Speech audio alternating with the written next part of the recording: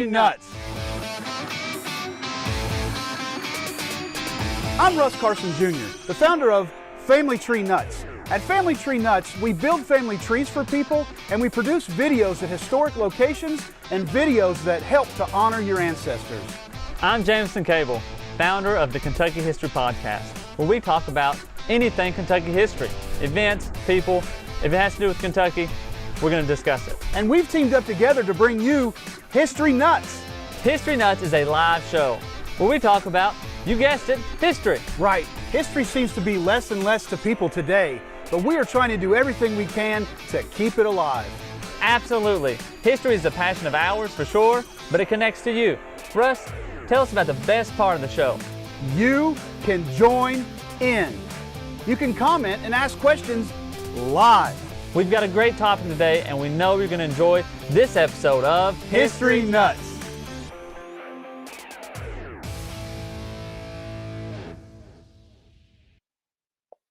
And we are live. We're here. We're there. What's going on, man? Man, well, the wind just blew in and it's blown out, and hopefully it doesn't blow too hard and knock our internet out like the typical stuff, but a little bit of rain. Yeah, a big storm came through, didn't it? Big storm came through. I think you get a little bit before we do. So, man, it is cool to have you here tonight. Our last show we did was really a big hit about the Scots Irish, and something could be more and more videos done about. But tonight we're talking about Dracula, right? No, not Dracula, but close to Dracula. Vlad the Impaler. Twilight. Wasn't we going to talk about Twilight? Vampires? Twilight. Yeah, you said Transylvania is what the show is about today, right? Yes, Transylvania Company. Isn't it? Transylvania Company. Yeah, the Transylvania Company. Was that, yes. That's not Dracula's group. That's something totally different, isn't it? Oh, my notes are a little wrong though, man. No. Totally wrong. And hey, the reason we're talking about this particular subject tonight is, man, we are right about the same time of year that all this was going down. Well, when it got put into action, I guess we should say, right? Here in March, early April, things were happening in Kentucky. Things were getting moving. Yeah, absolutely. Just a few days ago, they actually, 246 years ago in a couple days is when it happened. So, but good deal. Let's get on it there. The Transylvania Company. Are we froze up? Are we there? I might be froze. Can you hear me? I got you, brother. Okay. I shouldn't have spoke so soon. We'll go out for sure now. Yeah, it's been funky there. Before we get going, though, you got some comments. Post some comments. Post some comments. Tell us where you're from. I did post the Kentucky History Channel YouTube channel on in the comments, so we would appreciate a big like. We're getting up there. We ain't as high as Family Tree Nuts, but we're climbing. We're trying to catch you. Yeah, absolutely. Really good. Yeah. So, Richard Henderson, that's where we probably need to start at, right? Well, hang on. I want to say something real fast. Don Smith says, hey, he's missed a few of the live shows. He's been really busy. But I'm glad that he said that, because this is being broadcast on both of our YouTube channels and on both of our Facebook channels. And I get that. You don't have to watch this live. You can watch it tomorrow, next week. You can watch it 6 months from now. You can watch it whenever. It's always there on YouTube. Yeah, it's gonna be there. It's gonna be there. So check it out. Check out some back episodes. Like I said, last week's was pretty interesting. I learned a lot of stuff I didn't know about. So Don said that he lost his top fan badge. I don't know how that happened either, buddy. So we don't lose connection. Looks like we're good there. Hey, comment where you guys are watching from and ask us questions. Join in. That's part of the show. You get to join in. So, but tell us what you know about Richard Henderson. Who is Richard Henderson? Well, he was born in 1735 in Hanover County, Virginia. His dad was Samuel and his mom was Elizabeth. So that's his basic. That's where he Okay. comes from. Yeah. His family moved around a little bit. Went to Greenville County, North Carolina, and so forth. But he eventually started studying some law. He worked with Judge John Williams. For everybody who knows who John Williams is, right? I Not don't. the conductor, not the I don't know conductor, who the Star Wars. John Williams is. You don't know who the Star Wars conductor is, or this John Williams, or either. Neither. Yeah, Neither. I remember that. Yeah, he Okay. was some kind of composer or something, right? Or Yeah. but who's Yeah. John Williams, the judge? I don't know. I guess he taught law. I don't really know. So he worked under him or studied under him, and then he got his license under Chief Justice of North Carolina, Charles Berry. Some big time players, and this was early in his life. So he was a young feller. But then the Proclamation of 1763 hits. I mean, we don't have to talk about all his life. We basically need to jump to this point. 1763 hits, and that kind of changes things. It's a Proclamation of 1763, a very important time in American history, and it's probably something that very few people even know about. But it's incredibly relevant to our story here tonight, and to most of our ancestors that we talked about last week, the Scots-Irish. Mm-hmm. What was the Proclamation of 1763? It was basically the king was putting his foot down, saying you can't go past this line, which basically was to the west of the colonies.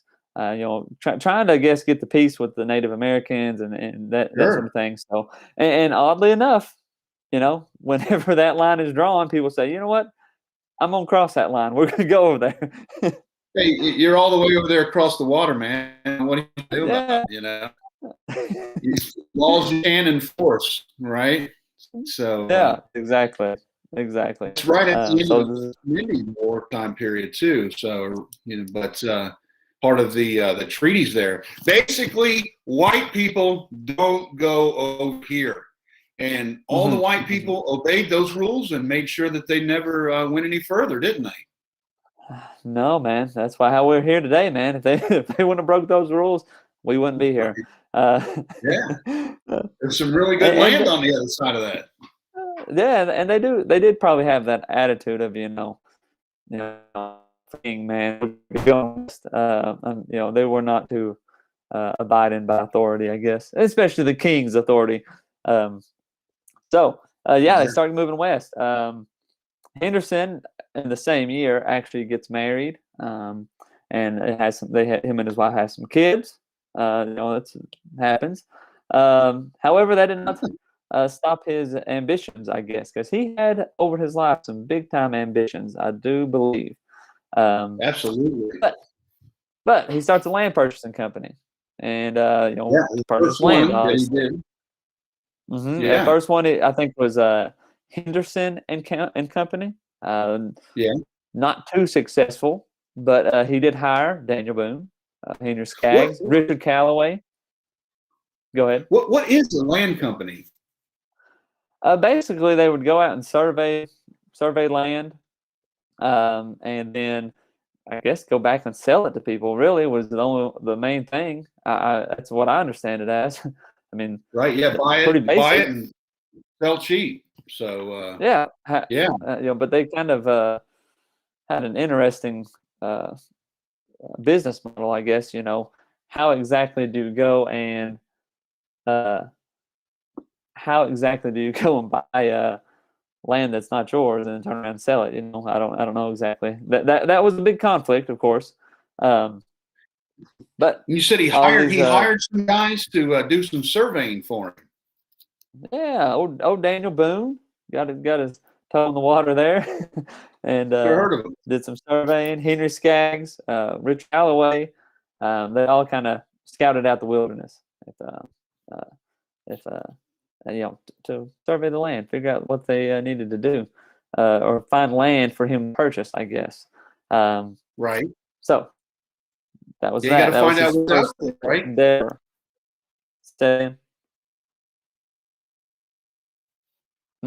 I just said you got to find out what's out there so you know where to go to. Oh, yeah. Figure out what you want to try to buy, and Europeans have been coming into Kentucky. The first recorded, I think it's 1670s, the first European that came into the area of Kentucky that they know of. But and then you have French trappers and things like that. And we talked about last week, 2 weeks ago, in 1750. Dr. Thomas Walker was coming into Kentucky as well. So, but they still was pretty much an unknown wilderness to most people. There wasn't any maps and things of it, but that's why I had to hire these backwoodsmen. Yeah, get a feel of the land, and obviously, old Boone was willing to go. I mean, he was a bit of a backwoodsman for his whole life. So, so they get it going, and in like 1768, Henderson was appointed by Governor William Tyrone, or am I saying that right? Is that Tyron? Tyrone, right? Tryon. Oh, Tryon. Not Tyrone. Huh. It's a different guy. That's a different guy. So he's sent or he's appointed as the North Carolina. Sure, you got me all messed up now. Henderson was appointed by the governor of North Carolina to serve on the Supreme Court. So his land purchasing kind of gets a little bit of a halt, not too much. And a few years later, the court is actually dissolved, so he's free of that burden of being on the court. And he's not just an average guy. I mean, this guy is somebody. No, this guy's a big player. Well connected, had money to start with, kind of thing. But was incredibly ambitious. Oh yeah. He had some goals, and we'll get to those because he forms a new company, which typically, from my understanding, when you form a new company based upon the old company you had, typically means the old company probably went under, so you just make a new company. Is that how it goes, basically? Yeah, buddy. There's all kinds of that, that goes on. Colonel Sanders, you think of Colonel Sanders. So yeah. So he forms the Louisa Company, and this company sets up, or company's purpose was to actually purchase land in the Western Territories south of the Ohio. So you're talking about Kentucky, Tennessee, and to actually start settling the colony. Henderson, Nathaniel Hart's another person he had with him, went to negotiate with the Cherokees in the fall of 1774, and they agreed on a land purchase. Nathaniel Hart was the lead negotiator, and at one time the negotiations fell out, and the Cherokee said, "You know what? I'm freaking out of here, man. I'm going back to we're out of here, and you guys are ripping us off." And Nathaniel Hart went and stayed with them pretty much most of the winter and renegotiated the whole deal and made that happen. He's an important fellow that ended up settling on there, created the first settlement right outside of Boonesboro, and was later murdered in 1782. That's just a little side note. I wanted to throw that out there about Nathaniel Hart, kind of thing. We've got a couple of videos about him. Oh yeah. He's well able to be Kentucky, man. But they start purchasing this land, and they actually put out ads in newspaper in like Virginia, North Carolina, saying, "Hey, come get this land, come on." What's the viewership in 1774 of a newspaper? How many views and clicks are they getting? You get 150 viewers, or what is that going on? Yeah, at least, man. We probably have more people watching this show here tonight than most of the newspapers there had. So, and one thing would be really cool, and I don't have this, and I probably should research it and try to find it. It would be really cool to get a newspaper clipping of like one of those ads saying like, "Come to this land and join us up." I don't know if you have any or seen any, but that would be a real cool find. Not from this one, but we talked about last week. Those land companies were the ones that they were recruiting the Scots-Irish to come and settle the backcountry kind of thing. It's so this is nothing new at the time. It's kind of the MO. Mhm. And the only reason we know about this particular one is because of the rest of the story and things like that. So, Henderson's an entrepreneur. He's trying to make some money, big time, man. He's not trying to make millions. He's trying to make billions, kind of thing. So there's a lot at stake at this, isn't there? There is. And so what does he do? He's not made his billions yet. He decides to reorganize again, and he had some new members, new I guess upper management, if you want to say that, and he forms the Transylvania Company, and that's where Transylvania. What the heck? That's the Dracula people again. That is, and like when you see this, it's such an odd name. Like, why in the world did he pick that name? But I guess he had some connections to the Transylvania.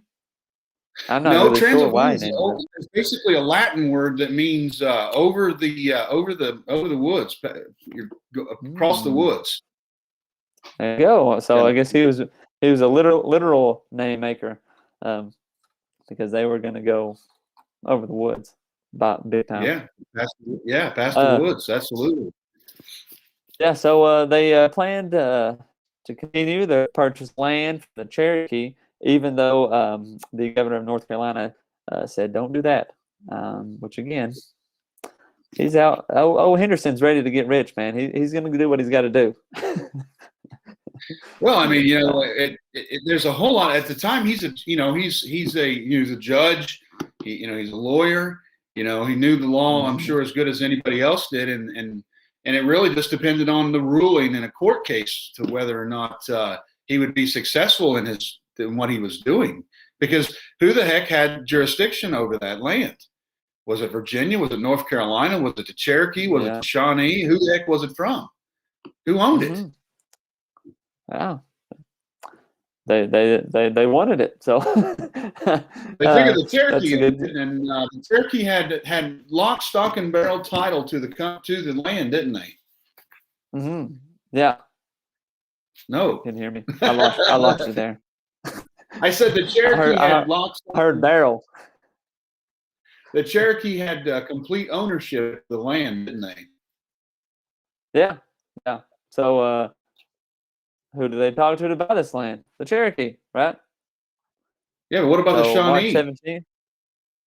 Well, I mean, they had some of it too, I guess. Yeah, they did.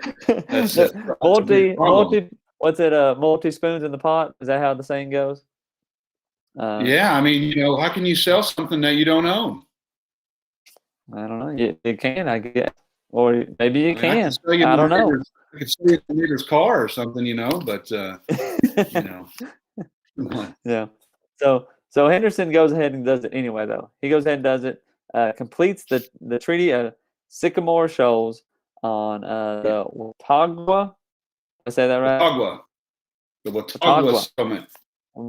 Yes, on March 17th, 1775. So a pretty good little not too long ago. What's today? The 25th. So about 8 days ago.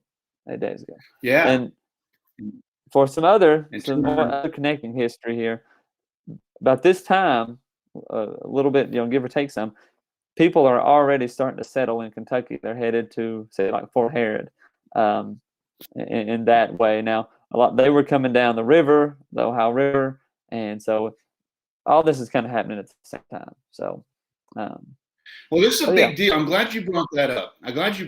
Because it's a daggone race. It is a race to get in and get the best land.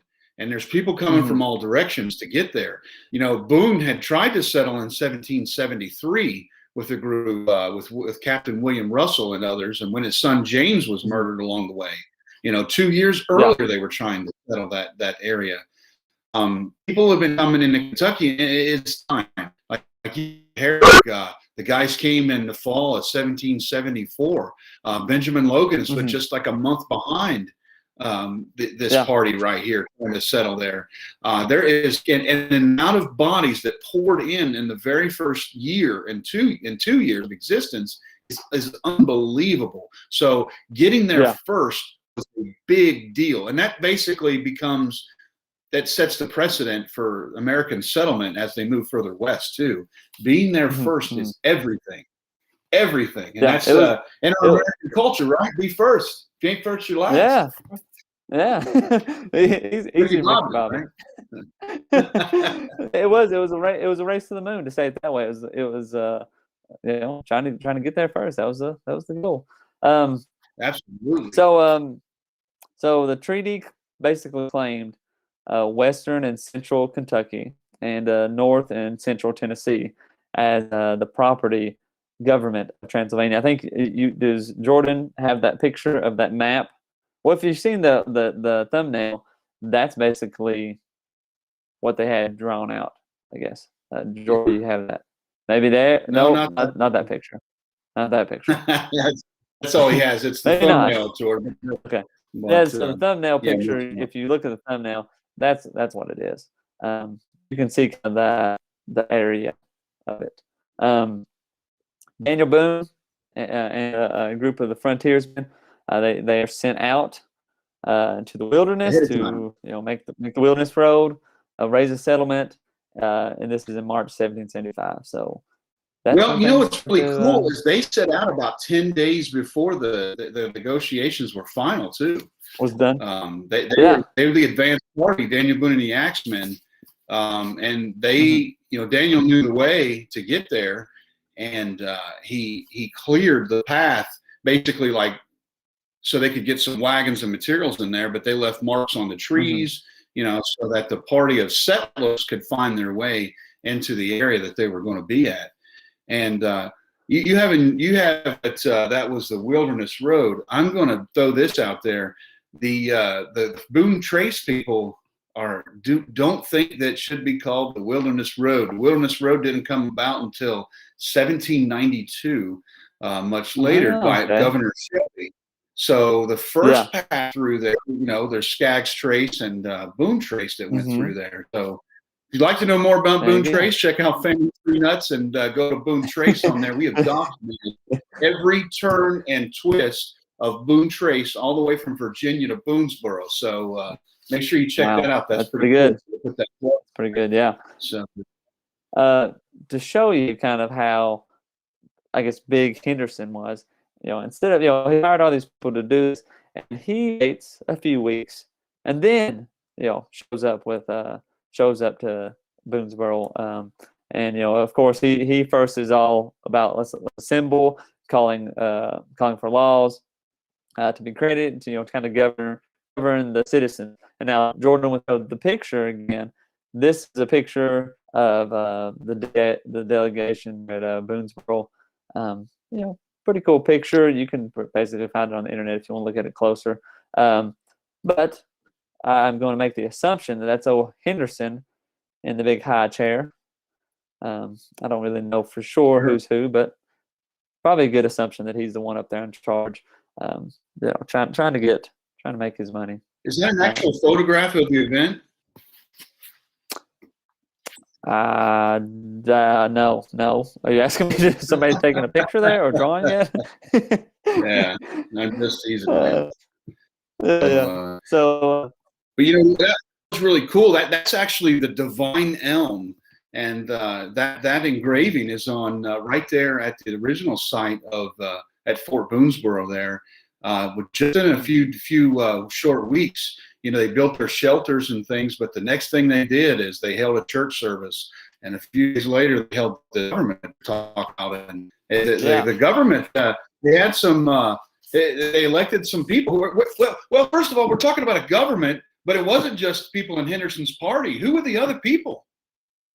Yeah, so they kind of, I guess, you send out some runners. It baffles me too. I guess it's not crazy, but to find how fast they were able to connect to these people, like they were able to connect to Herod, who had already settled and was building his fort. Like you said, Benjamin Logan was rolling in about a month behind them. He already had stuff going on at St. Asaph, and then you got Bowling Springs. And each one of these places had 4 representatives come to Boonesboro, and Boonesboro got 6 representatives. But they had, in this short amount of time in this complete wilderness, they're bringing up some government. They're getting things rolling. So within weeks. pretty amazing. Within weeks. I mean, they stepped off in mid March, and by mid May, you've got 4 communities already that have sprung up. And I think that's important about the mad rush to get in there first. And that's really puts it in perspective of what in the heck was going on, about bodies that were just bursting at the seams to pour into Kentucky. Yeah. Yep. So Boonesboro was kind of planned out to be the capital of this new colony, but they passed some laws. And I mean, they had, not specific on these laws, but you will know some of them. Yeah, they got some cool rules, didn't they? So there was acceptable behavior, how to behave.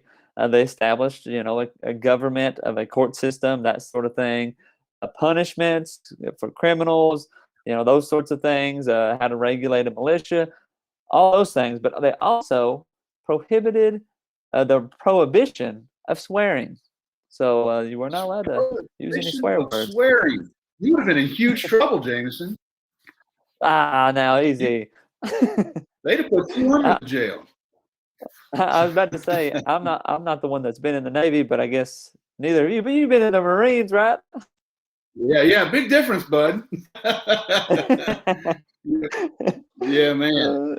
But kind of the same thing. Yeah, that's cool because you said that, and the story with that is the Axemen. The Axemen that went ahead with Daniel Boone were some backwoods, rough dudes. And here they are bringing in families and things like that. Imagine these backwoods frontiersmen, their language was probably a little bit different than those that are those church-going folks, that were going there to settle. So, they're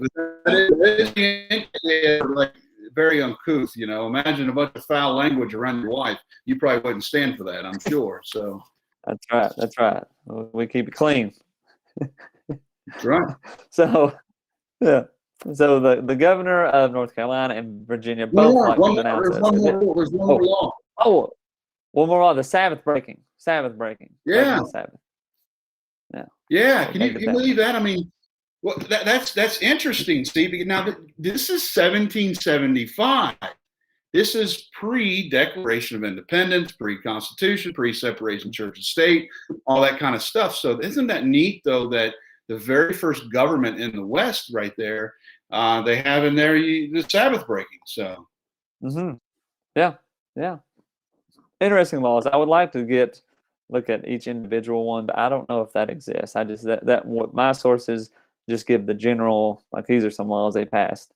So, pretty cool, pretty good information though. But so the governor of North Carolina and Virginia both said, like, this ain't happened, this ain't a colony.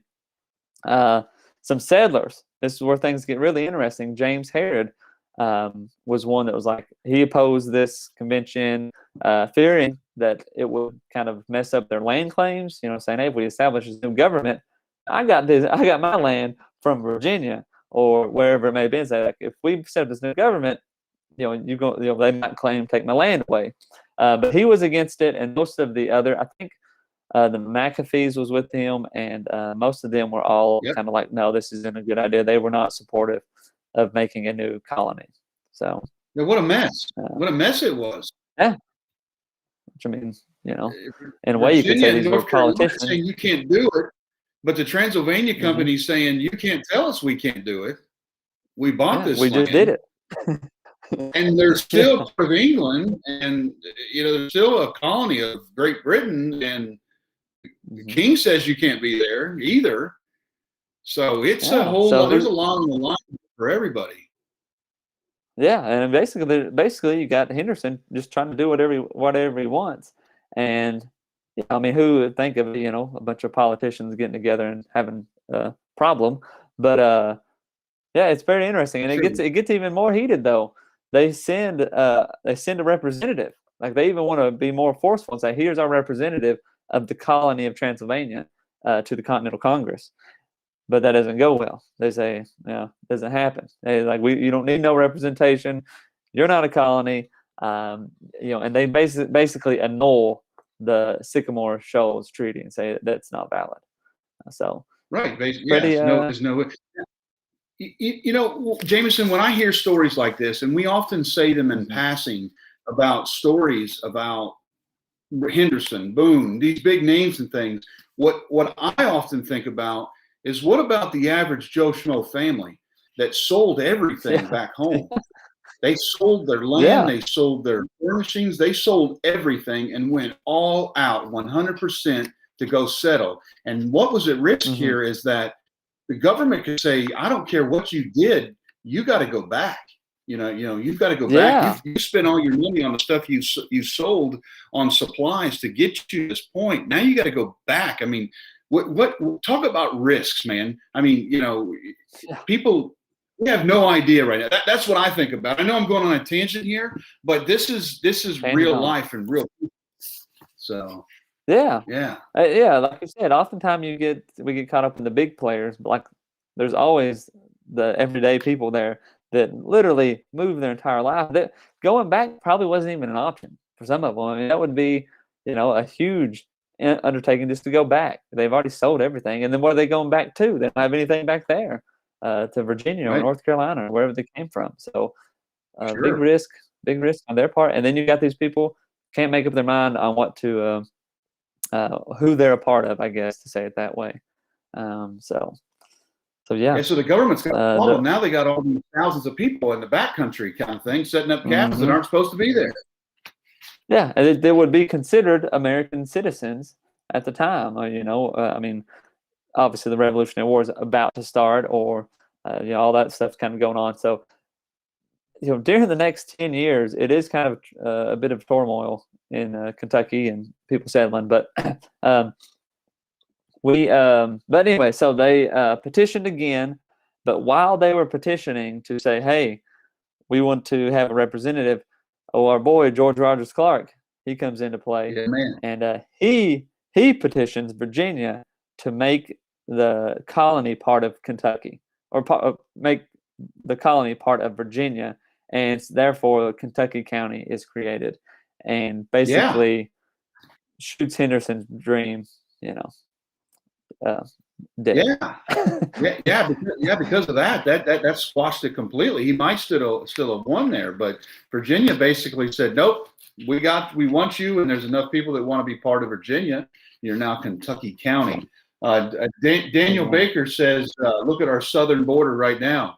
So there's tons of examples of this all throughout our American history of people settling in. And I know Sue and Amanda were both trying to claim Nathaniel Hart there as being their grandfather that we were talking about there. So I guess that makes a cousin, right? And George Rogers Clark faded away to obscurity after that, didn't he? No. Quick though, I do have a comment. Is from Michael. It says, have y'all ever tried to verify the Green River Treaty? Have you done that before, Russ? I'm not sure. No, sir. I'm not sure. I've not either. Let's check that out. The Green River Treaty. Not sure. I know that's. Let's check that out. Yeah. I'll be the first to admit I don't know everything about everything, but I know a whole lot about some things, but not everything about everything. So that's why we need help, right? That's right. That's right. So this kind of ends Henderson's dream of kind of having his own independent colony. We'll get in a minute. We'll talk here. We'll talk here in a second about what. I guess just about Henderson in general, but so he do give himself some compensation though. They give him like 200,000 acres of land, and it is in what is now Henderson County, Kentucky. So it's really out far west to say. They kind of said, "Hey, here's some land." It's even farther though than where you're at now. So 200,000 acres. Can you fathom that though? What is that, like 300 and some square miles or something like that, isn't it? Yeah, I mean, I don't even know. I think of a map, and I'm trying to think. Well, this is 300 or 200,000 acres, and I really can't even, think of that. Michael said he would post a link. So he obviously he sold all of that, and it was up to him what he sold it for. He didn't but know that. No, he made a bunch of. Oh yeah. He got his money. He may not have been king of his country, but or his colony or whatever, but he definitely got his money. I'm glad you brought that up. I'm glad you brought that up because that is a side part of all this too. Is nobody knows who owns this land, and literally what you just said could have been an outcome of it all. It could have been its own kingdom with Colonel Richard Henderson being the king. It could have been its own state with him being the governor. There's a lot of alternatives that can happen at this point in time in history, and it's a really neat time that really molded who we became as a country.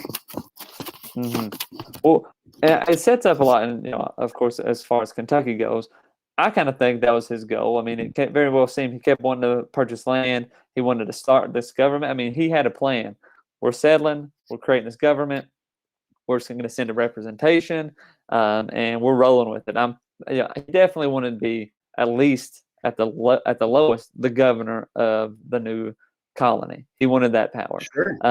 Virginia kind of swooped in and took it away. But even after that, even after Virginia kind of sets up, Kentucky being a colony, you have like the Spanish issues coming up. Controlling the Mississippi River, on top of all the Native American attacks as well. Kentucky for the next probably you got the 3 7s. That's a terrible year. Is just in chaos really. It gets wild. And Henderson was trying his best, I believe, to capitalize on the land or that aspect of things. Yeah. I think when I think of Colonel Richard Henderson, there's a famous saying that many of us use all the time that comes to mind when I think of Colonel Henderson. It is easier to ask for forgiveness than it is for permission. Yeah. I think so too. I think that's exactly what he was doing. Yeah. He's like, the king said we come over here. Let's go over there. Virginia, North Carolina says you can't live there. He's like, well, we're already here. We're going to make a government. Right. What are you going to do? So, yeah. And then, I mean, if it wasn't for George Rogers Clark, I would almost bet that's exactly how it went. He would have formed a colony. He would have, eventually become a state.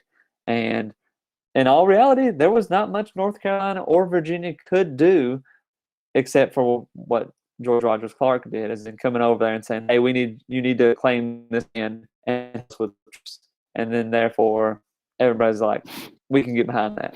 So, and it set kind of precedent too, because it was right after this that the state of Franklin was formed too, kind of thing there in East Tennessee, breaking off from North Carolina, and they ended up with the same fate, kind of thing. They wanted to be their own state as well.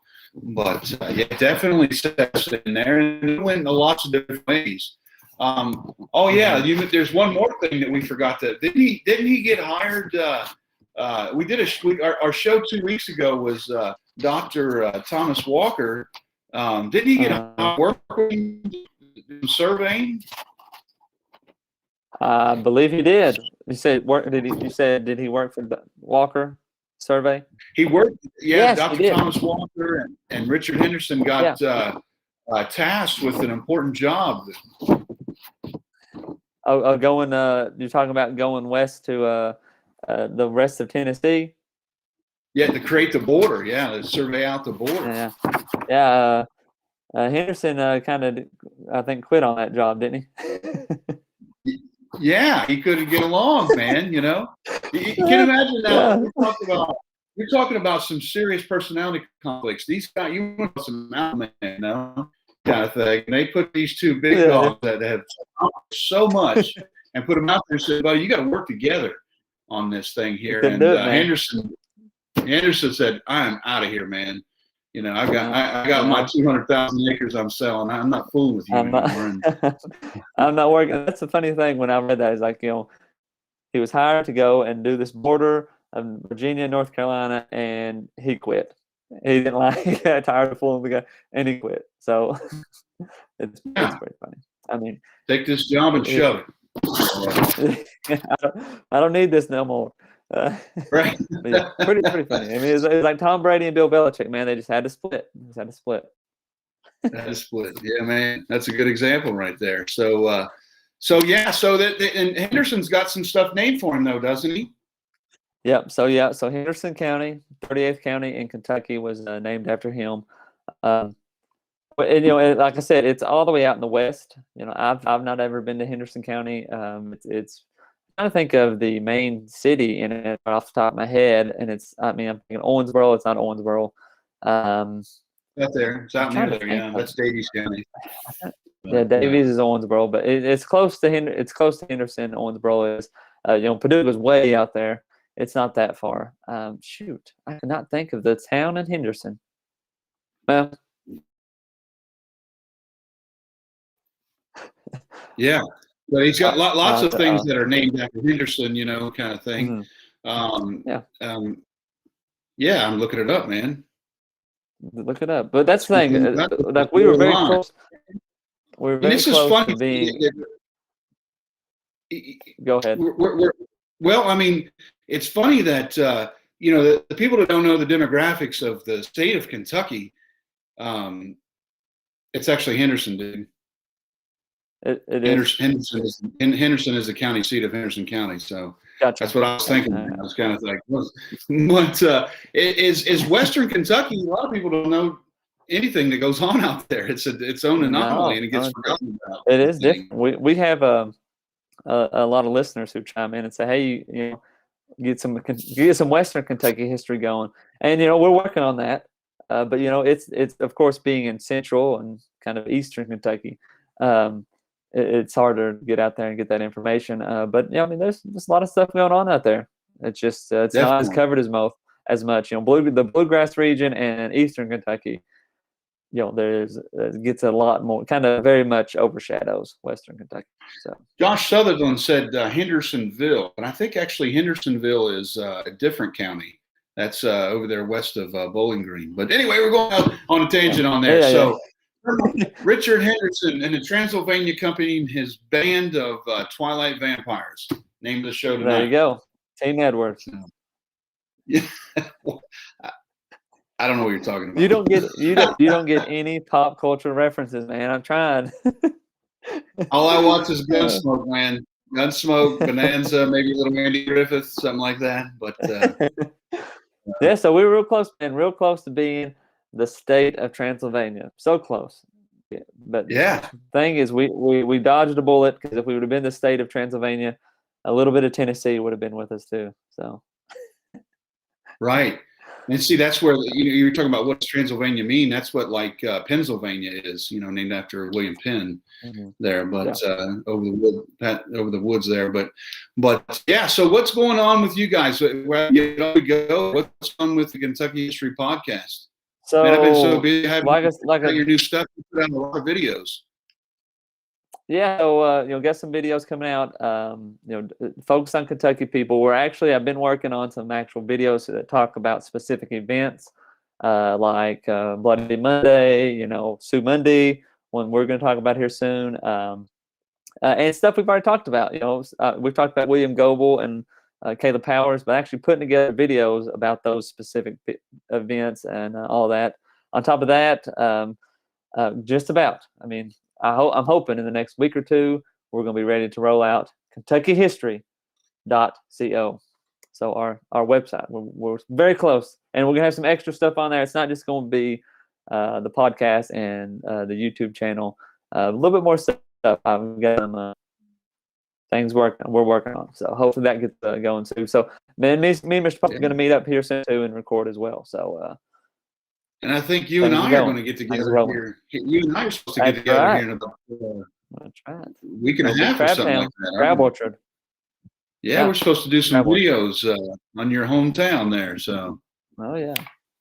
Yeah, man. So yeah, we go ahead. We've had a lot of stuff going on too. We've been rocking and rolling. Our YouTube channel, as you know, has exploded. So it's absolutely exploded. Like we have exploded. So if you like the stuff we're doing, make sure you check out our YouTube channels. Yeah. Both of us.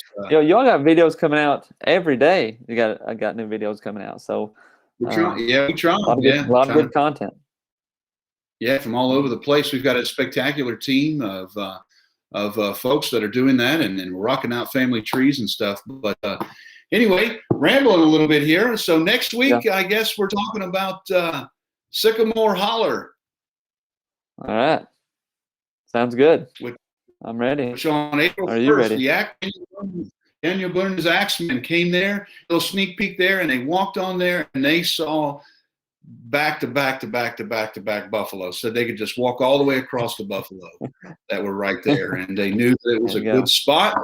And they said, let's put the fort right here. But that's all I'll say for now. So anything else you want to say about Colonel Richard Henderson? About old Henderson? Well, real quickly, Michael did say he posted the link to the Green River Treaty, so we'll have to check that out in the comments.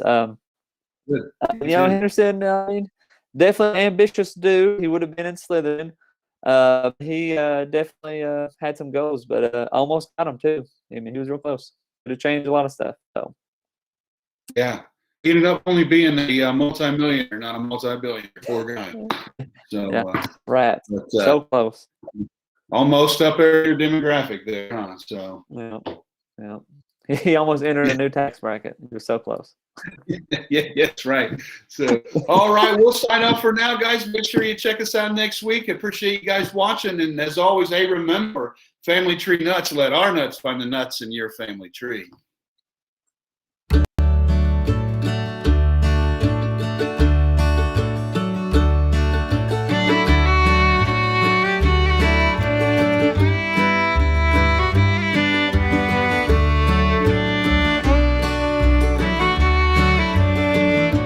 Benjamin Graves was born in 1771 in Spotsylvania County, Virginia. His parents were Joseph and Frances Coleman Graves. His father died during his youth. After the Revolutionary War, in 1791, he moved to Fayette County, Kentucky with his mother and siblings. Graves married Polly Dudley, and they had 6 children. He became a representative for Fayette County in 1801 and 1804. He was a major in the 2nd Battalion, 5th Regiment of the Kentucky Militia in the War of 1812. Nathaniel Hart was under his command during the campaign. The American forces marched north toward Fort Detroit. He was wounded at the Battle of Frenchtown on the River Raisin in January. The next day, while in recovery, he was killed by Potawatomi Native Americans. No one Graves again. I hope you've enjoyed learning about Benjamin Graves. He was a frontiersman, a soldier, and he died as a prisoner. There is a lot of speculation around his death. Some say he was seen once next to a river, but was never confirmed. Most likely, he was killed on the march to Detroit. Graves County, the 75th county of Kentucky, was named after Benjamin Graves. Don't forget to try out audibletrial.com/KYHistoryPod to get a free book of your choosing.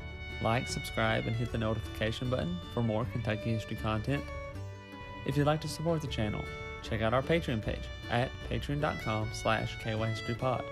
Find us on these social media platforms and check out the Kentucky History Podcast on these podcast platforms for more in-depth history of Kentucky. Thanks for watching, and we'll see you next time.